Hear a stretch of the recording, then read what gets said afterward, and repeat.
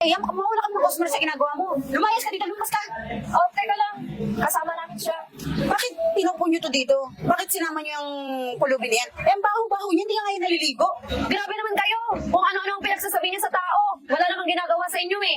Ay, ano mabaho ang pinagsasabi niyo? Kung sino yung mabaho, kayo yun. Lalansa na ugali ninyo.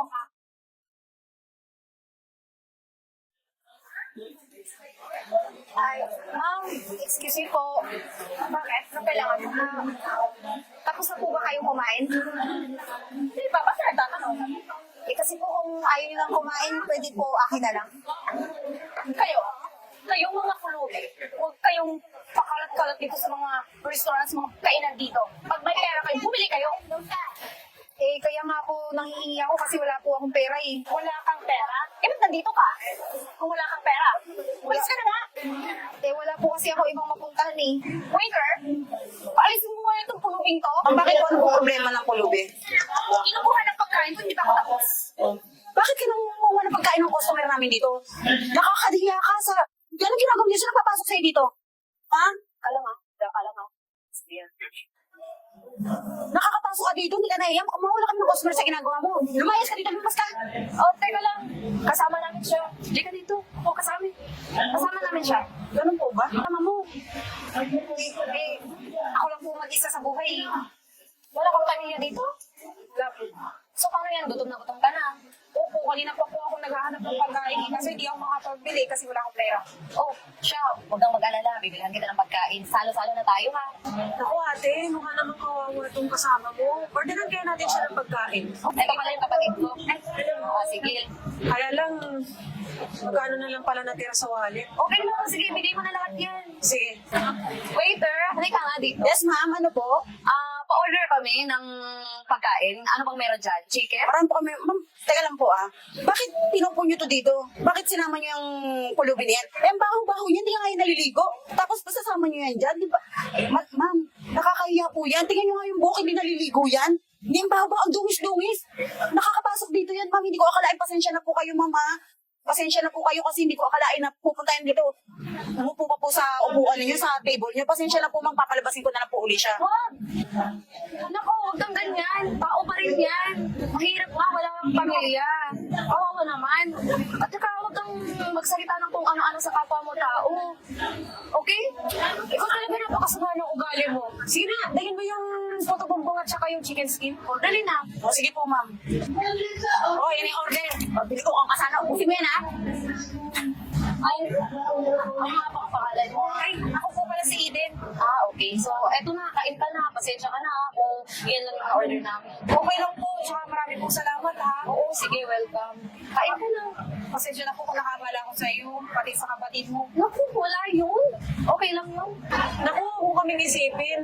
Buti nga kami may nakakain. Pero ikaw kailangan namin tulungan kasi nakikita namin na nagugutom ka na talaga eh. Okay lang yun. Napadaan lang kami dito kasi galing kami hospital. Na-hospital yung mama namin. Sana pala, hindi na tayo nag-order, baka po kulangin po yung panggastos mo. Naku, okay lang yan. Okay lang yan. Kumain ka na. Ano po bang sakit ng nanay niyo? Naku, matanda na kasi may sakit sa puso. Sorry po ha. Okay lang yan. Walang problema. Kumain ka lang dyan. Sige po, hati-hati na lang po tayo tatlo. Okay, sige. Tutulong na rin kayo. Share na rin. Aba, nandito ka? Tsaka, pag may pagkain ka, sino bigyan niya sa'yo? Kayo bumili para sa kanya? Diyos ko naman, ang kapal mo naman ng mukha mo, girl. Naku, kala mo naman kung sino tong babaeng to na nandito at nagpabili pa ng pagkain. O ikaw, pulubi ba nandito ka pa? Hindi ka pa umuwi? Hanggang ngayon ka pa tapos kumain? Hindi ka pa nahiya sa mga customer namin? Lahat ng customer namin ito, inabala mo na wala kanina. Halos lahat nag-aalisan ng customer namin dahil sa'yo. Hindi ka kasi naliligo, nangangamoy ka pa. Biro mo nalugi na yung restaurant namin dahil sa'yo. Dahil nangangamoy ka at sila nag-aalisan ng dahil sa'yo. Grabe naman kayo. Kung ano-ano ang pinagsasabi niyo sa tao. Wala namang ginagawa sa inyo eh.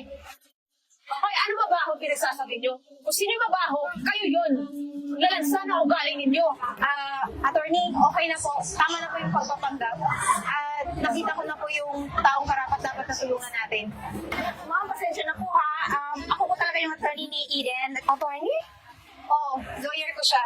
Tsaka, ano kasi may sakit na po kasi si Miss Eden. Tsaka, may tanin na kasi yung buhay niya. Kaya, naghahanap kami ng mga taong karapat-dapat na maiwalan ng kanyang mga ari-arian. Ang pasensya na po. Ako po talaga yung yaya niya. Pinagkakakiwalay. Pero nandun ko pala? Totoo yung sinabi ng lawyer ko. Naghahanap ako ng taong karapat dapat na tulungan. At isa ka din sa napili ko. Naku, maraming salamat po. Makakatulong po kayo sa mama namin. Walang anuman. So kahit gaanong halaga yung kailangan mo sa ospital, ako na yung bahala. Naku, maraming salamat po sa Miss Eden. Naku, Miss Eden, maraming salamat po. Di po namin alam kung paano mapapalitan yung tulong na binigay niyo sa amin ni ate. At bukod dyan, Jonah, bigyan mo sila ng cheque sa halagang 10 milyong piso. Okay, 10 milyon? Ha? Miss Eden? Miss Eden, malaki na yun. Okay lang po yun. Malaking bagay din po yung ginawa niyo sa akin, kaya malaking halaga ang bibigay ko sa inyo para makapagsimula. Deserve niyo po yan kasi nakikitaan namin mababait yung mga kalooban ninyo. Maraming salamat po sa pinakita niyong kagandahang asal sa alaga ko. Hindi ko po. Tanggapin mo, huwag kang mahiya. Deserve mo yan. Maraming salamat talaga, Miss Eden. Maraming salamat. Ito po. Ito po. Naku, Miss Eden, maraming salamat po. Sana po ay makatulong yan sa inyo. Salamat